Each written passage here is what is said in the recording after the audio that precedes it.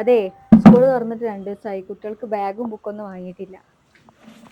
കൂടെ പഠിക്കുന്ന എല്ലാ കുട്ടികൾക്കും ബാഗും ബുക്കൊക്കെ ആയി.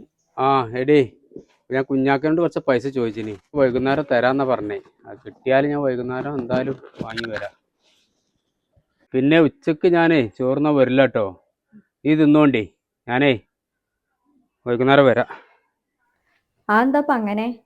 എനിക്കൊരു ഉച്ചക്ക് ഒരു ഓട്ടം പോകാനുണ്ട്, അതുകൊണ്ടാണ് പറഞ്ഞത്.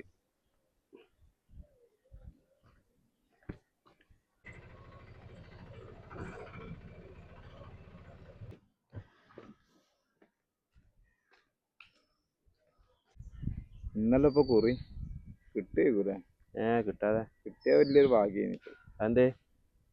കൊറേ ആവശ്യങ്ങളില്ല. അതെന്തൊരു ചോദ്യം ഇപ്പൊ. എന്തേ ഇപ്പൊ എത്ര എടുത്ത ആവശ്യം എനിക്ക്? ആര് വരുന്നേ? മനോ വരുന്നേ? എന്തേ പോനെ?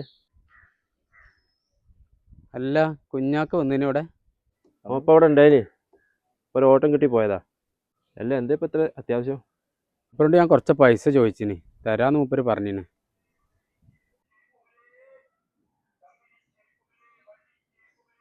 അല്ല, ഈ ചോദിച്ചാളാതാ വരുന്നേ. മനോ, ആ. ഇന്നലെ ചോദിച്ച പൈസ എൻ്റെ അടുത്തില്ല കേട്ടോ. ഞാൻ അത്യാവശ്യത്തിന് വേറെ തിരിഞ്ഞു. കുഞ്ഞാക്ക നിങ്ങൾ അങ്ങനെ പറയല്, നിങ്ങളെ വിശ്വസിച്ചാ ഞാൻ നിന്നിനി. ഇപ്പൊ എന്താ ചെയ്യാ? എൻ്റെ പൈസ ഉണ്ടായതുകൊണ്ട് ഞാൻ വേറെ ആളോട് ചോദിക്കേണ്ടിയില്ലല്ലോ. എങ്ങനെ അഡ്ജസ്റ്റ് ചെയ്യും? ഇതൊന്നും വിചാരിക്കണ്ട കേട്ടോ.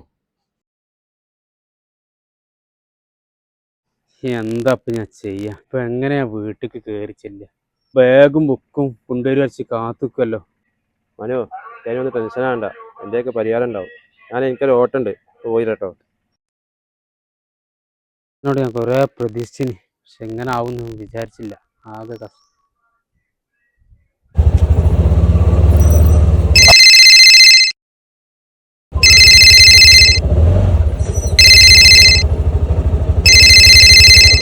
ഹലോ, തന്നെ അത് വല്ലാത്തൊരു കിട്ടലായി പോയി.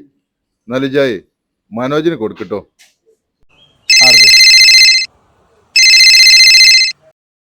ഹലോ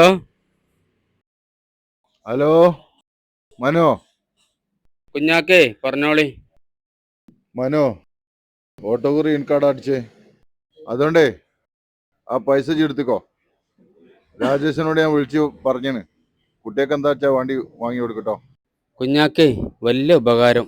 ഈ ഉപകാരം ഞാൻ മരിച്ചാലും മറക്കൂല.